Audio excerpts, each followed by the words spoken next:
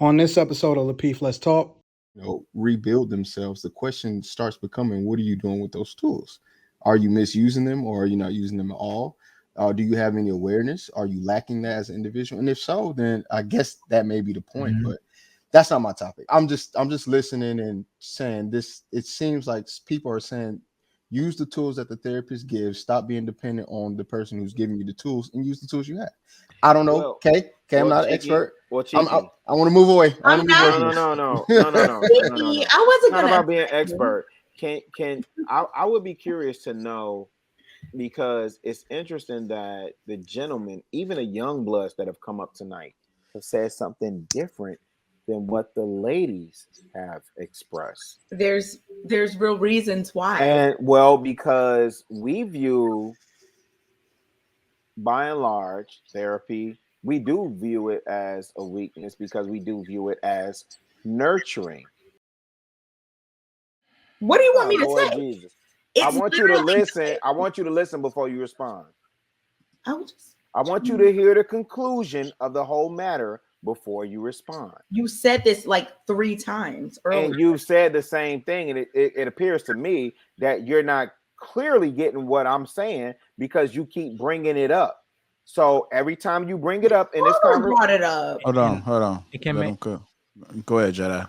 Because the point, and this is the thing, there's also a danger to the dependency of a rehabilitation. For example, there's a lot of people who are very addictive to multivitamins because they're so addicted to multivitamins instead of eating real food and thinking, well, I want to get all this, I want to be healthy. Vitamins are not bad for you, but overconsumption of something can be inherently bad for you. But going to the topic of therapy, well, I'm saying that for me, there was also a process that it took long, a process for me to go into therapy.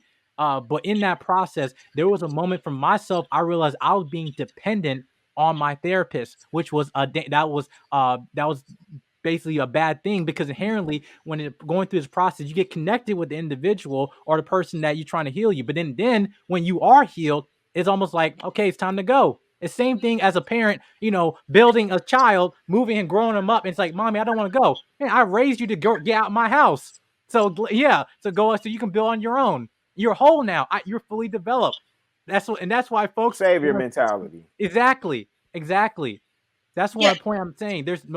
I'm just trying to give you.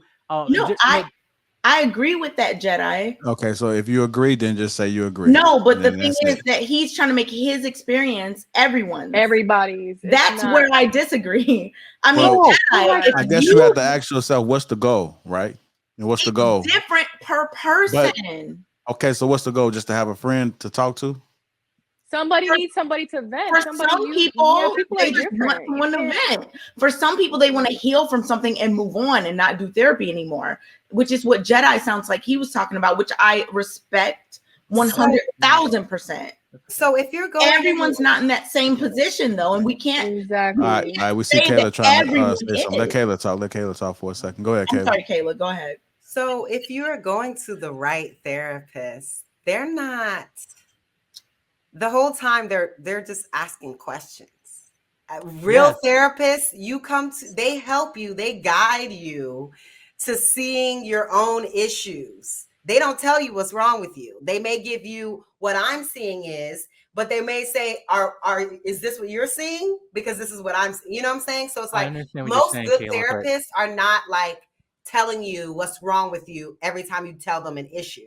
They're usually asking questions to pull out the issue out of yourself. And then you think about it, and then people just instantly start crying or they start reacting because it clicks in their head. You're absolutely right. So that is what a good therapist does. Not there to just tell you and like a physical therapist where they're working you back to like rehabilitation. You're saying it in that way. And when they said it that way, I thought of physical therapy where they literally have to rehabilitate you to you hurt your shoulder so that you can have full mobility in your shoulder again, versus what Kay was saying in terms of just maintenance, like you would when you go to the doctor every year, when you go to the dentist twice a year, when you go to the eye doctor once a year, in terms of having some type of maintenance where you just do something periodically to make sure that your mental health is in the right place, especially if it's something where a parent just passed away. That could take years for you to get really, really good. And you may need to see a therapist once every 3 months or once every 6 months or whatever it is to just check in to make sure that you're good.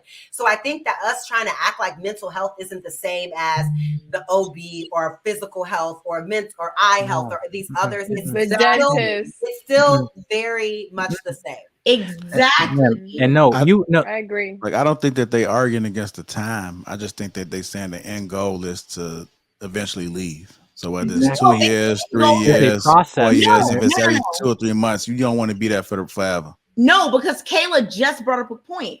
So is your end goal going to the dentist to be like, I'm never coming here again? No, you have to keep going.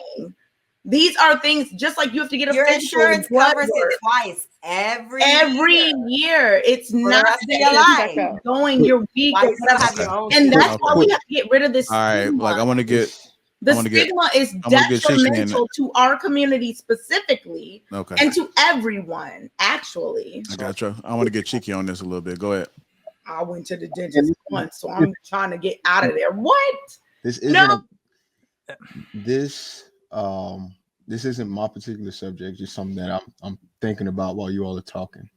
I don't know because I haven't gone to therapy, but just from what you all are saying, sounds as if there's an individual that you go to console, to give you tools in order to make your inner self better. It seems like so there needs to be some form of self-awareness that develops within the individual person. So if you're an individual who isn't, I don't know, who doesn't have the necessary tools to build their internal self, but you keep going back to the person providing those tools, at some point the question is, what are you doing with the tools that I've given you? It's almost like the time we was on King Talk. Yes, exactly. With Shannon, and he asked his nephew, you know, his nephew was trying to get a job done. Exactly. And he gave his nephew money to buy tools. It was $1,000 worth of tools. So $1,000 worth of therapy, if you want to, you know, I'm just trying to go. So in my head, if somebody is going to a place where they're constantly getting tools, but not using the tools to, you know, rebuild themselves, the question starts becoming, what are you doing with those tools? Are you misusing them, or are you not using them at all? Do you have any awareness? Are you lacking that as an individual? And if so, then I guess that may be the point, but that's not my topic. I'm just listening and saying this. It seems like people are saying, use the tools that the therapist gives. Stop being dependent on the person who's giving you the tools, and use the tools you have. I don't know. Okay, I'm not an expert. I want to move away. No. I wasn't not about being expert. I would be curious to know, because it's interesting that the gentlemen, even the young bloods that have come up tonight, have said something different than what the ladies have expressed. There's real reasons why. And well, because we view, by and large, therapy, we do view it as a weakness because we do view it as nurturing.